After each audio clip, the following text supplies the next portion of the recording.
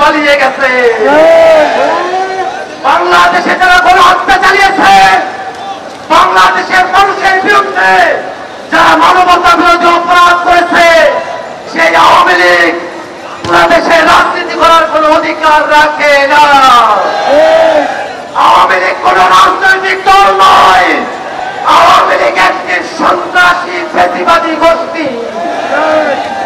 আওয়ামী লীগ রাজনৈতিক দল এই কথা বলে আওয়ামী লীগকে যদি বাংলাদেশে ফেরানোর চেষ্টা করা হয়, বিদেশি শক্তি বাংলাদেশের ভিতরকার কোন শক্তি যারা আওয়ামী লীগকে বাংলাদেশে ফেরাবার চেষ্টা করবে, জুলাই জনতা তাদেরকে সর্বোচ্চ শক্তি দিয়ে রুখে দেবে ইনশাআল্লাহ। বাংলাদেশের জনগণ তারা স্লোগান দিয়েছে, আওয়ামী লীগকে বিচারের আওতায় নিয়ে আসতে হবে।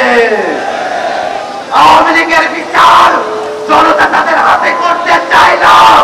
আওয়ামী লীগকে বাংলাদেশের কাঠগড়ায় বাংলাদেশের আদালতে নিয়েই তাদের বিচার ফয়সালা করতে চায়।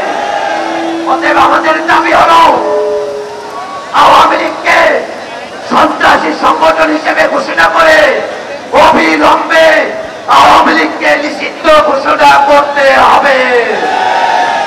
আন্তর্জাতিক অপরাধ আইনে দলগতভাবে আওয়ামী লীগের বিচারের প্রভিশন যুক্ত করে আওয়ামী লীগকে দলগতভাবে বিচারের আওতায় নিয়ে আসতে হবে। জুলাই ঘোষণাপত্র অবিলম্বে প্রণয়ন করে ঘোষণা করতে হবে। যতক্ষণ পর্যন্ত আওয়ামী লীগকে দলগতভাবে বিচারের আওতায় না নিয়ে আসা হয়, ততক্ষণ পর্যন্ত এই জুলাই জনতা শাহবাগ ছেড়ে যাবে না।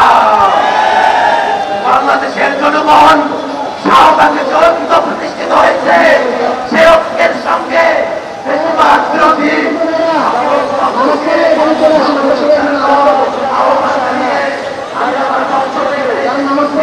ইনকিলাব জিন্দাবাদ। স্লোগান একটাই, দিল্লি না, আমরা